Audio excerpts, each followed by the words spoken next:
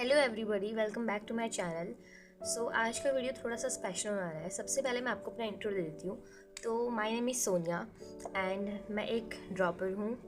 मैं जेई की तैयारी कर रही हूँ। बेसिकली आज का जो वीडियो होने वाला है ना, वो ना ही जेई से कोई रिलेट करता है, ना ही किसी भी कॉम्पिटिशन एग्ज़ाम से रिलेट करता है।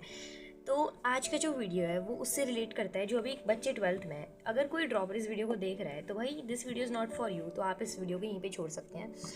जो बच्चे अभी 12th क्लास में हैं और ये वीडियो मैथ्स के लिए, खासकर मैथ्स के लिए, तो मैं आपको एक बात बताती हूँ कि मैं बचपन से ही अभी तक मैथ्स में काफ़ी स्ट्रांग रही हूँ। I don't know why, but maths मेरा हमेशा से फेवरेट सब्जेक्ट रहा है। इसी वजह से मैंने अपने 11th में भी PCM ही ली थी एंड यही कारण था कि मैंने फिज़िक्स केमिस्ट्री को पढ़ना सही समझा, क्योंकि मुझे मैथ्स चाहिए थी और मेरे स्कूल में कॉमर्स प्लस मैथ्स के लिए थोड़ा चोचला हो रहा था। तो बेसिकली मुझे मैथ्स चाहिए थी, इसलिए मैंने PCM ली। एंड मैं आपको बताती हूँ कि इस वीडियो में आपको ये बताने वाली हूँ कि आप कैसे अपने बोर्ड एग्जाम में, क्योंकि अब देखा जाए तो 71 डेज़ बचे हुए हैं और आज मैं वीडियो बना रही हूँ। Today is 27 of December. तो गिन के सिर्फ तुम्हारा 9 मार्च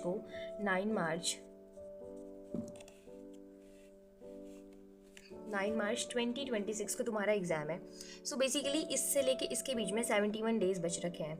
तो मैंने अपने बोर्ड के टाइम पे सिर्फ 6 डेज़ में, उसमें जो छुट्टियां होती है उसके टाइम पे कैसे कैसे प्रिपेयर करा, मैं आपको अच्छे से बताऊंगी।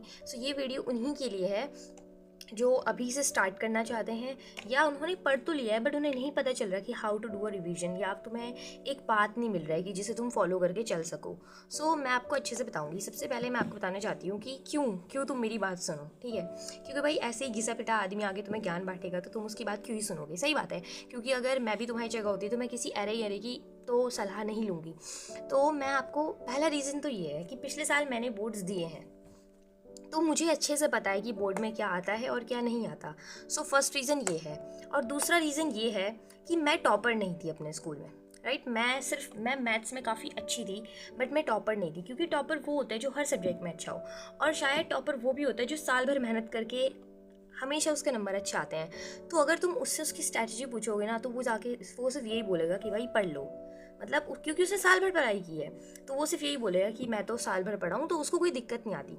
तो इसीलिए ये वीडियो तुम इसलिए देखोगे क्योंकि भाई अगर तुम ये वीडियो देखने आए हो कि how to score good marks, तो तुम टॉपर तो नहीं हो ऑब्वियसली। तुम मैथ्स में अच्छे हो सकता है तुम टॉपर रहे होगे, मगर अगर तुम ये वीडियो देखने आए हो तो इसका मतलब है कि तुम्हें बात नहीं मिल रहा है कि तुम क्या करना चाहते हो। तो मैं सबसे पहले ये बताना चाहती हूँ कि तुम ये वीडियो क्यों देखना चाहोगे। फर्स्ट ऑफ ऑल तो वही, मैंने पिछले साल बोर्ड्स दिए हैं। दूसरा ये कि साल भर अच्छे से पढ़ाई करने के बावजूद मेरे प्री बोर्ड्स में उतने अच्छे नंबर नहीं आ रहे थे मैथ्स में। और एक इंसिडेंट मैं अपना ज़रूर शेयर करना चाहूँगी। जब मैंने 11th में मैथ्स ली थी, एंड यू नो व्हाट, मेरे को बहुत घमंड था कि मेरी मैथ्स बहुत अच्छी है। और जब मेरी 10th की छुट्टियाँ पड़ी थी, उसके बाद से ही मैं मैथ्स का पढ़ने लगी थी, क्योंकि मुझे मैथ्स में काफ़ी इंटरेस्ट है, तो हमेशा से ही मैं मैथ्स को ज़्यादा टाइम दिया करती थी। लेकिन जब मेरे पहले पेपर हुए, मंथली टेस्ट हुए पहले 11th के, तो उसमें मैंने सिर्फ 14 मार्क्स स्कोर किया आउट ऑफ 40। लिटरली मैं टॉपर हुआ करती थी मैथ्स में और मेरे 14 नंबर आए। एंड यू नो व्हाट, मुझे इतना बुरा लगा ना कि मैं तुम्हें बता भी नहीं सकती। एंड उसके बाद अगली बार जब हाफ फेल ही हुए थे मेरे, उसमें मैंने पता है कितना स्कोर किया? 69 आउट ऑफ 80। तो वो 14 से 80 का सफ़र, एक मार्क्स अगर कम आता तो मैं फेल हो जाती, लेकिन मेरे 69 नंबर भी आए हैं। तो इसका क्या रीज़न है कि मैंने इतनी जल्दी सब कुछ कवर कर लिया? इसका सिर्फ एक ही रीज़न है कि मुझे पता था कि मेरी क्या गलती है। तो सबसे पहले आप अपनी गलती ढूंढो। यहाँ पे सिर्फ 3 टाइप के बच्चे आए होंगे, तो वो 3 टाइप के बच्चे मैं बता देती हूँ। पहले वो जिन्होंने साल भर कुछ नहीं पढ़ा और वो चाहते हैं कि वो पढ़ना चाहें। दूसरे वो जिन्होंने साल भर पढ़ा तो है पर उन्हें नहीं पता कि क्या क्या पढ़ा है, उन्होंने थोड़ा थोड़ा पढ़ रखा है, टुकड़ों में पढ़ रखा है। फर्स्ट बुक के 3 चैप्टर हैं, कैलकुलस नहीं आती है, बस कैलकुलस पढ़ रखी है, ठीक है। एंड तीसरे वो जिन्होंने पढ़ सब लिया है, अब बस उन्हें रिवीजन करना है, उन्हें नहीं पता कि उन्हें रिवीजन कैसे करना है। जो पढ़ तो ले रहे हैं, बस उनके नंबर नहीं आ रहे। तो मैं उनको ये भी बताऊंगी कि नंबर क्यों नहीं आ रहे। तो सबसे पहले हम पहले टाइप के बच्चों के बारे में बात करते हैं, जिन्होंने पढ़ाई नहीं करी है, उन्हें सच में पता है कि उन्होंने पढ़ाई नहीं करी है। तो मेरे 85 प्लस नंबर आए थे मैथ्स में, मैं आपको बता देती हूँ। एंड ये सिर्फ और सिर्फ 6 दिन की मेहनत थी और उससे ज़्यादा मेहनत नहीं थी। तो मैं बताऊँगी कहाँ से क्या क्या, कौन कौन सी बुक आपको लेनी है, एंड जो भी है आप देखना चाहते हो। ये वीडियो थोड़ा लंबा हो जाएगा, तो आप इसको थोड़ा सा स्पीड बढ़ा के देख सकते हो, क्योंकि मैं थोड़ा धीरे बोलती हूँ। तो पहले बच्चे वो जिन्होंने साल भर पढ़ाई नहीं करी है, ठीक है। तो मतलब अगर तुमने साल भर पढ़ाई नहीं करी है, बट ऐसा तो नहीं है अगर तुम 12th क्लास में पहुँचे हो तो तुम्हारे बेसिक स्ट्रांग होंगे। अगर तुम्हारे बेसिक स्ट्रांग नहीं है तो तुम 11th में फेल हो जाते, पहली बात तो ये है। तो अगर तुम्हारे बेसिक स्ट्रांग रहे हैं, बस तुमने लापरवाही करी है, तो सबसे पहले मैं तुम्हें बोलूँगी कि ये भी 71 डेज़ हैं। मैं तुम्हें चाहूँगी कि तुम पहले अपनी विंटर वेकेशन में अच्छे से अपनी NCERT विंटर वेकेशन में क्या करो, रुको यार मैं पहले अच्छे से लिख देती हूँ। 71 डेज़ में से जो विंटर वेकेशन पड़ेगी उसमें अपनी NCERT को अच्छे से करो, लाइक अपने बेसिक स्ट्रॉन्ग करो। अगर तुम्हें कुछ नहीं आता और तुम चाहते हो कि डायरेक्ट PYQs लगाऊंगा और लग जाएंगे, नहीं लगेंगे भाई, सच में नहीं लगेंगे। एंड सबसे पहले अपनी NCERT स्ट्रॉन्ग करो, और NCERT में भी अपने एग्जाम्पल बहुत ज़्यादा इंपॉर्टेंट होते हैं। तुम्हें पता भी नहीं चलेगा, कभी कभी क्या होता है कि एग्जाम्पल डायरेक्ट क्वेश्चन बन के आ जाता है और तुम्हें पता भी नहीं चलता। एंड मोस्टली पता है ये किस में देखा गया है, लाइक इंटीग्रेशन बहुत बड़ा चैप्टर है और इसमें लिटरली में भाई एग्जाम्पल्स उतने ही ज़्यादा हैं जितना बड़ा ये चैप्टर है। और इसमें जो है ना क्वेश्चन तुम्हारे प्री बोर्ड में भी आए होंगे और तुम्हें नहीं पता चलेगा। अगर तुम अपनी बुक खोल के देखोगे ना, कुछ क्वेश्चन तुम्हें ऐसे दिखेंगे जो तुम्हारे एग्जाम्पल्स में होंगे और तुम्हारी गलती कि तुमने उसे नहीं पढ़ा और तुम PYQs के पीछे पड़े थे। तो सबसे पहले तो तुम्हें अपनी NCERT पढ़नी है अच्छे से एंड एग्जाम्पल्स करने हैं। एग्जाम्पल से बाहर कुछ नहीं आने वाला भाई। अगर तुम एग्जाम्पल कर दोगे ना, बहुत सारे क्वेश्चन ऐसे हो जो NCERT की एक्सरसाइज में नहीं होते बट एग्जाम्पल्स में होते हैं। कॉन्सेप्ट समझना है तुम्हें पता है मेरे को ना अपने एग्जाम्पल्स के आंसर तक रटे हुए थे ताकि क्वेश्चन आए तो मैं एकदम आंसर टिक लगा दूँ अगर MCQ में आए तो तुम्हें इतने अच्छे से पढ़ना है सबसे पहले तो, क्योंकि बेसिक स्ट्रॉन्ग करना बहुत इंपॉर्टेंट है। अगर तुम बेसिक स्ट्रॉन्ग नहीं कर सकते तो 85+ नंबर आना या 90+ नंबर आना इज़ नॉट पॉसिबल। तुम्हारे नंबर उतने ही आएंगे जितनी तुम मेहनत करोगे, and that's true, okay. And तो सबसे पहले तो अपनी NCERT ये सबके लिए है। अगर कोई बच्चा है जिसके नंबर कम आ रहे हैं, उसने पढ़ लिया है, तो भाई तुम एग्जाम्पल्स पढ़ो, एक बार अच्छे से एग्जाम्पल पढ़ो और दोबारा अपनी NCERT लगाओ। एंड यू नो व्हाट, मैंने अपनी डिफ्रेंशिएशन, मेरी कैलकुलस स्ट्रॉन्ग थी, डिफ्रेंशिएशन, इंटीग्रेशन, AOD, AOI है ना, तो ये जो चैप्टर है ना, मतलब मैंने ये चैप्टर जो है इसमें से हम वो मान लेते हैं लेकिन डिफरेंशियल इक्वेशन, वेक्टर, 3D, ठीक है। ये जो चैप्टर है ये बहुत ज़्यादा पोर्शन इनका है मार्क्स के ऊपर, लाइक बहुत बड़ा पोर्शन है और ये सबसे ज़्यादा वेटेज भी रखते हैं। तो तुम्हें इनके ना एग्जाम्पल करने हैं, बहुत ज़्यादा इंपॉर्टेंट। तुम किसी चैप्टर के एग्जाम्पल मत करो पर इनके करके जाओ। एंड ऑल्सो मतलब वो जो इन्वर्स ट्रिग्नोमेट्री फंक्शन वाला चैप्टर है ना, उसके भी करो। एंड मैट्रिक्स डिटरमिनेंट में तो खैर उतने इंपॉर्टेंट है नहीं, उसकी प्रॉपर्टी इंपॉर्टेंट है।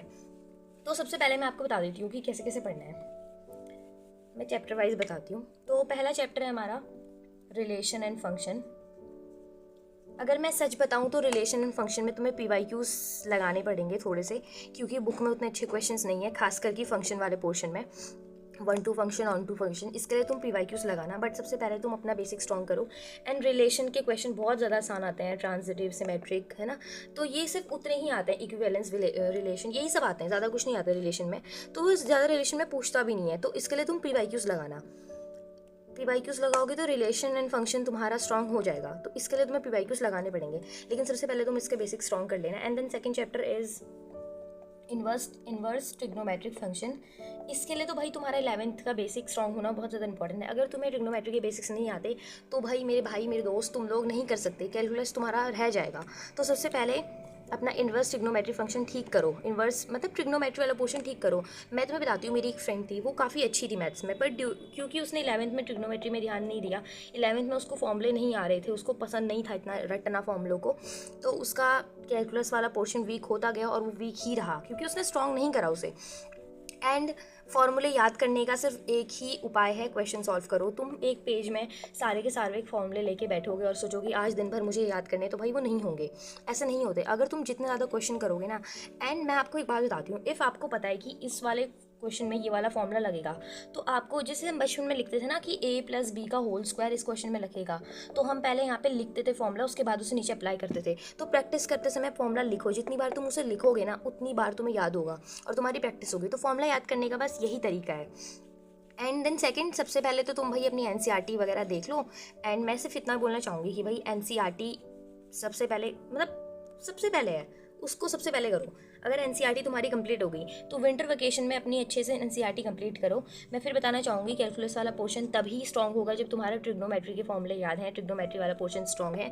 एंड इफ़ इन केस आपका ट्रिग्नोमेट्री वीक है तो प्लीज़ 11th की ट्रिग्नोमेट्री के फॉर्मूले तो कम से कम याद कर लो, क्योंकि पूरा चैप्टर तो तुम दोबारा कर नहीं सकते, तो फॉर्मूले कम से कम याद करने का सोचो, उसके बाद हम अपना कैलकुलस स्टार्ट करो। एंड मैं आपको बताती हूँ कैलकुलस मेरा स्ट्रॉन्ग था, इसीलिए बता रही हूँ कि कैलकुलस अगर तुम्हें एक बार आ गया ना करना तो बिल्कुल फ्लो में होता है, ठीक है। तो उसके लिए चाहिए प्रैक्टिस, जितनी ज़्यादा तुम प्रैक्टिस करोगे उतना अच्छा तुम्हारा कैलकुलस होगा। एंड कैलकुलस का सबसे बहुत ज़्यादा वेटेज आता है भाई, मैं सच बताना चाहूँगी कि तुम्हें हर जगह बस कैलकुलस ही दिखेगा अपने पेपर में। एंड क्योंकि 12th की कैलकुलस ज़्यादा है 11th के कंपैरिजन में। 11th में है क्या भाई, कैलकुलस में कुछ भी नहीं है, वो ही है बस लिमिट कंटिन्यूटी वाला, तो यही है बस, ठीक है। एंड उसके बाद वो बच्चे जिन्होंने पढ़ लिया है, लाइक उन्हें एनसीईआरटी आती है, या नहीं दूसरे टाइप के बच्चे जिन्होंने गिने चुने चैप्टर पढ़े हैं, उनके लिए भी पहला मूल मंत्र यही है भाई, तुम अपनी एनसीईआरटी के बचे हुए सारे क्वेश्चंस कर लो। एंड मैं कहना चाहूँगी इंटीग्रेशन वाले चैप्टर की एनसीईआरटी को 3 बार कर लो। तुम खाली बैठे हो ना, अगर आज तुम सोच रहे हो कि चलो 5 मिनट हैं फ्री हैं, तो तुम 5 मिनट में 2 क्वेश्चन लगा लो, चाहे वो बुक के हो, तुम्हें वो क्वेश्चन आता है, लगाओ उन्हें, फिर से लगाओ। मैंने अपनी इंटीग्रेशन वाले चैप्टर को 3 बार लगाया था, ठीक है। तो 3 बार लगाना तो अभी पॉसिबल है नहीं, पर कम से कम 1-2 बार तो पूरी एनसीईआरटी लगा दो। तुम्हें ऐसा होना चाहिए कि तुम्हारी एनसीईआरटी रट रखी है तुम्हें, तो एनसीईआरटी सबसे पहले कर लो। एंड उसके बाद हम उन बच्चों पे आते हैं जिन्होंने गिने चुने चैप्टर कर रखे हैं, तो उनके लिए भी यही है। सबसे पहले जिन्होंने सिलेबस नहीं कंप्लीट कर रखा और जिन्होंने गिने चुने चैप्टर कंप्लीट करे, सबसे पहले भी अपनी NCERT and exemplar. Please ignore my camera quality please, मतलब ये वीडियो सिर्फ तुम्हारी नॉलेज के लिए है, तो प्लीज़ तुम जज मत करना कि ये कैसे लिख रही है एंड ऑल, क्योंकि भाई मैं नहीं बना सकती, मेरे पे इतना टाइम नहीं है, मैं सिर्फ एक बच्चे की रिक्वेस्ट पे वीडियो बना रही हूँ। सो सबसे पहले NCERT and plus example, NCERT के एग्जाम्पल। इसके बाद आपको क्या करना है, अब मेरी बात सुनो। जब तुम्हारी एनसीईआरटी प्लस एग्जाम्पल पूरी हो जाए, तो अब आते हैं तीसरे टाइप के बच्चे, और वो दोनों टाइप के बच्चे भी इन्हीं की स्टेज में पहुंच जाएंगे। लाइक पढ़ तो सब लिया है, बस भाई नंबर नहीं आ रहे हैं। तो ये स्टेज थी मेरी, लाइक मैंने सब कुछ पढ़ लिया था बट मेरे नंबर नहीं आ रहे थे। एंड इसका बहुत बड़ा कारण ये था कि मैं शायद स्ट्रैटेजी फॉलो नहीं, क्या बोलते हैं स्ट्रैटेजी, हाँ स्ट्रैटेजी फॉलो नहीं कर रही थी, पता नहीं क्या था। तो मैं आपको बताना चाहूँगी कि सबसे बड़ी मेरी प्रॉब्लम थी कि मैं रिवीजन नहीं कर रही थी। मुझे था कि मैं कर लूँगी, लेकिन नहीं हो रहा था वो, है ना। क्योंकि भाई देखा जाए तो एक दिन पहले प्री बोर्ड के टाइम पे एक दिन होता है हमारे पास बीच में पेपर प्रेप करने के लिए, तो उस पर नहीं होता है सब कुछ। तो मैं आपको सबसे पहले बताती हूँ आपको क्या करना है। अगर आप कोई किताब नहीं खरीदना चाहते एंड अगर आप चाहते हो कि बस यूट्यूब से सब कुछ हो जाए, तो मैं बताती हूँ एनसीईआरटी कवर करने के लिए सबसे पहले मैं यूट्यूब चैनल्स बताती हूँ, ठीक है।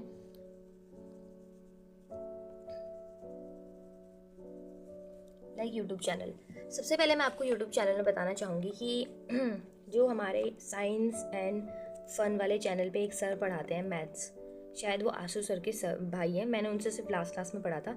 वो जो एनसीईआरटी रिवीजन कराते हैं ना, मतलब बहुत जल्दी जल्दी, ये उनके लिए है, ठीक है, जिन्होंने एक बार पढ़ लिया है पूरा सिलेबस, बस उनके नंबर नहीं आ रहे। तो वो जो रिवीजन कराते हैं ना होल एनसीईआरटी का, लाइक 3 घंटे के अंदर वो 2-3 चैप्टर करा देते हैं। तो वो वाली सीरीज़ देख लो। जब तुम उसी में वो कुछ इंपॉर्टेंट क्वेश्चन भी करा देते हैं एनसीईआरटी के, तो तुम्हें पूरी बुक दोबारा पढ़ने की ज़रूरत नहीं, क्योंकि तुमने एक बार कर ली है। और ये उनके लिए नहीं है जिन्होंने एक बार भी नहीं करा, भाई तुम मत करना ऐसा, तुम्हें कुछ समझ नहीं आने वाला। जिन्होंने पढ़ लिया है ना उनके लिए ये। उसके बाद तुम्हें क्या करना है, तुम्हें एक CBSE क्लासेस करके एक वीडियो चैनल है, ठीक है। उन्होंने पिछले साल यानी कि मेरे साल में 2025 में अपनी एक सीरीज़ निकाली थी, जिसमें उन्होंने PYQs करा रहे थे वो बहुत सारे, हर चैप्टर की एक वीडियो में लाइव में चले जाना, उनके लाइव स्ट्रीम आती थी उनकी हर साल, उसके PYQs करना, ठीक है।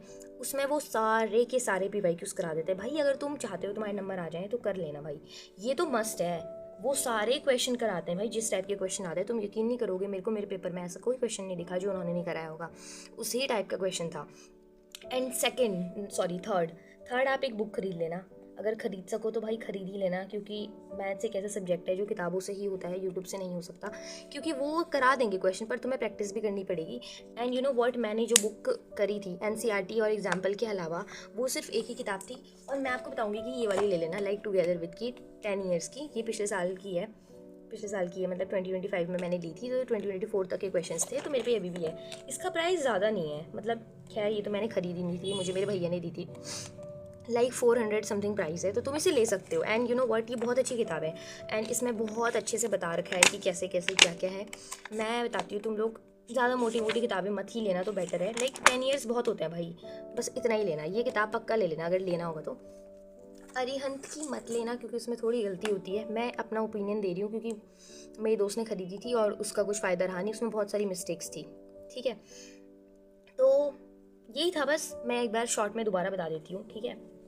अब मैं सीधा बताती हूँ कि तुम्हें क्या क्या करना है, ठीक है। ये नहीं बताती कि कितने टाइप के बच्चे हैं।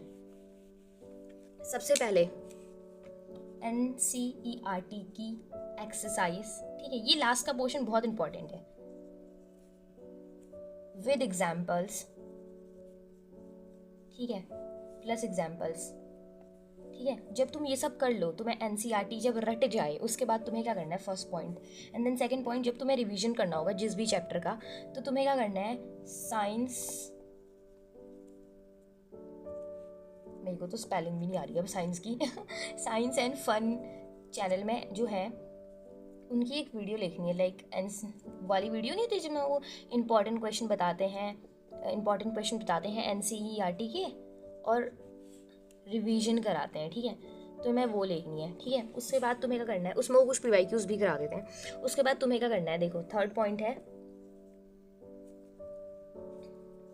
CBSE classes.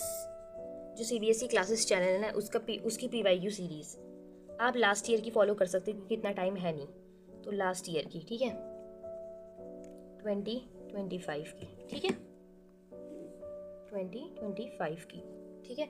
उसके बाद तुम्हें कोई सी भी एक किताब ले लेनी है जिसमें PYQs होते हैं। एंड ये किताब तुम्हें कब लगानी है पता है, जब तुम्हें थोड़ा कॉन्सेप्ट पता चल जाए, इसके बाद ही लगाना, क्योंकि तुम्हें पता चल जाएगा PYQs कैसे करते हैं। जब किसी को सॉल्व करते हुए देख लेते हो तो खुद सॉल्व होने लग जाते हैं। तो उसके बाद तुम्हें टुगेदर विद की एक बुक लेनी है। मैं अपना ओपिनियन दे रही हूँ यार, तुम कोई से भी ले सकते हो, this video is not sponsored, मैं अपना ओपिनियन दे रही हूँ। टुगेदर विद की एक बुक लेनी है और उसे सॉल्व करना है PYQs की 10 ईयर। और एक लास्ट में मैं तुम्हें एक बहुत अच्छे से, मैं इसको अच्छे से दिखा देती हूँ तुम लोगों को, लाइक NCERT की exercise with example, science fun की रिवीजन वाली वीडियोस, लाइक जिसमें वो NCERT के इंपॉर्टेंट क्वेश्चंस भी कराते हैं। उसके बाद CBSE क्लासेस वाली वीडियोस जो PYQ series last year I थी हमारे ईयर में 2025 में।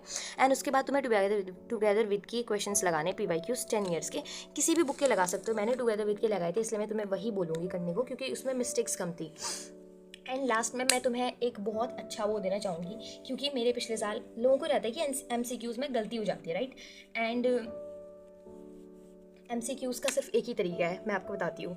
लाइक मैं तुम्हें एक बार बताऊँ, मैंने अपने पेपर से सुबह के टाइम पे, लाइक मैं 4 बजे, मेरी सुबह उठने की आदत थी, तो मैं सुबह 4 बजे उठी थी। उसके बाद पता है मैंने क्या किया था, मैंने CBSE क्लासेस में ना एक वाली, एक पता नहीं कौन सी वीडियो थी, मैं बताती हूँ मैं तुम्हें, जिसमें वो ना MCQs कराते, लाइक लास्ट ईयर के MCQs, PYQs होते हैं, लाइक MCQs के सारे PYQs, जो MCQs के PYQs थे, वो वाली वीडियो देखी थी मैंने। एंड यू नो व्हाट, मेरे 20 आउट ऑफ 20 आए थे MCQs में। एंड मेरे MCQs में कोई भी नंबर नहीं कटा था, और ये इसलिए क्योंकि सारे के सारे PYQs जो थे ना वो इसी में से थे, इससे बाहर थे ही नहीं। एंड एक और चीज़, MCQs आते हैं मैट्रिक्स डिटर्मिनेंट की प्रॉपर्टी से, तो ये पक्का कर लेना, इनकी प्रॉपर्टी भाई बहुत इंपॉर्टेंट है भाई, बहुत चीज़ आती है इसके ऊपर, ठीक है। तो बस guys, this video is just for those people जिनकी मतलब अच्छी प्रिपरेशन नहीं होती भाई, और तुम्हारे, अगर तुम टॉपर हो भाई, this video is not for you. And मैं आपको एक चीज़ बताना चाहूँगी, तुम सीखते हो नहीं से हो जो अपनी गलती, जिन्होंने गलती करी रहती है, क्योंकि टॉपर तुम्हें बोलेगा पढ़ लो, जिन्होंने गलती करी रहती है वही तुम्हें सीख दे सकते हैं। तो इसीलिए मैंने गलती करी है, इसलिए मैं तुम्हें बता रही हूँ। एंड अगर आपको किसी पर्टिकुलर चैप्टर के लिए चाहिए कि क्या क्या करना है, लाइक लोगों की दुखतीनेस पता है क्या होती है, इंटीग्रेशन, लाइक मेरा स्ट्रॉन्गेस्ट पोर्शन था ये, इंटीग्रेशन, डिफरेंशिएशन, और क्या क्या होता है वो, AOD,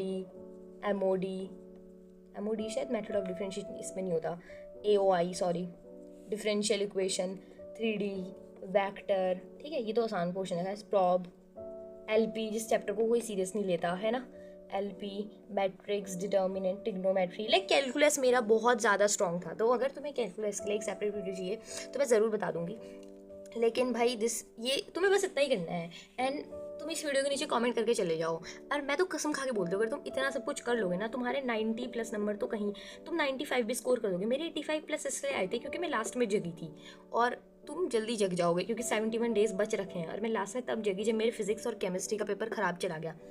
एंड वो भी इसलिए क्योंकि एग्जाम प्रेशर की वजह से, तो मैं जग चुकी थी, तो मेरे नंबर अच्छे आ गए थे थोड़े बहुत। So guys, that's it for today's video, and hope you like this video. And अगर आपको इस वीडियो को थोड़ा भी हेल्पफुल, क्या बोल रही हूँ यार मैं, हेल्पफुल लगा होगा तो प्लीज़ मेरे चैनल को सब्सक्राइब कर देना, और नीचे कमेंट डाउन में अपना रिव्यू ज़रूर दे देना। एंड ऑल्सो अगर आपको कोई भी हेल्प चाहिए होगी, क्योंकि भाई मैं तुम्हारी सीनियर हूँ, मतलब 1 साल पहले मैंने पेपर दे चुके हैं, तो किसी भी चीज़ के बारे में, लाइक फिजिक्स केमिस्ट्री के बारे में भी बता सकती हूँ तुम्हें, क्योंकि फिजिक्स मेरी ठीक ठाक थी। ठीक ठाक थी फिजिक्स में, स्ट्रॉन्ग थी यार, ऐसे नहीं बोल सकती मैं, बस मेरा पेपर खराब गया था, वो बात अलग है, हार्ड पेपर आया था ना।